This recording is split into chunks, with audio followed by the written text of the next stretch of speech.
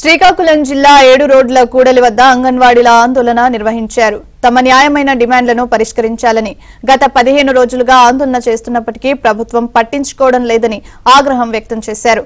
ప్రభుత్వ తీరుకు నిరసనగా అంగన్వాడీలు వారి కుటుంబ సభ్యులతో కలిసి ప్లేట్లను కొడుతూ వినూత్నంగా నిరసన తెలిపారు.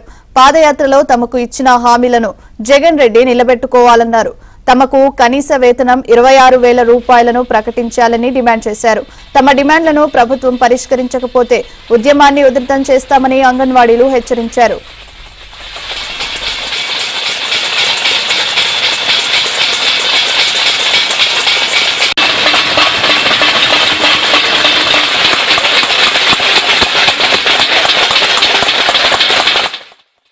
మేము పడుతున్న ఇబ్బందులు ఎవరికీ తెలియట్లేదా? మా లబ్ధిదారులు కూడా మాతో వచ్చి మా సమ్మెలను పాల్గొని మాకు జయప్రదం చేస్తున్నారు. కానీ ప్రభుత్వం ఎందుకు ఇలా స్పందించడం లేదు? అసలు ప్రభుత్వానికి ఏంటి ప్రాబ్లం మాకు అర్థం అవ్వట్లేదు.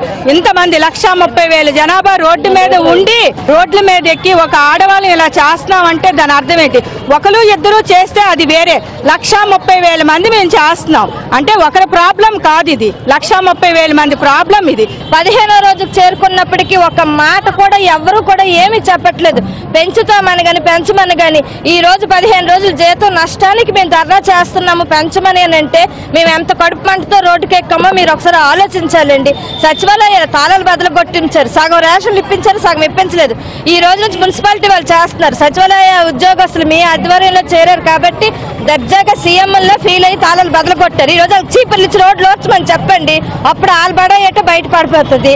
మేము రోడ్లోకి ఎంతగా చేస్తుంటే మీలో ఎంత చలనం కూడా రాలేనందుకు మేము చాలా బాధపడుతున్నామండి. ఇంతమందికి ఉసురు పెడుతున్నారే ఆ కడుపు కాత ఊరికనే పోదండి. ఈ రోజు మేము చెప్తున్నాం, మీరు గద్దె దిగేంత వరకు మేము ఈ పోరాటం చేస్తూనే ఉంటామని మీకు విన్నవించు.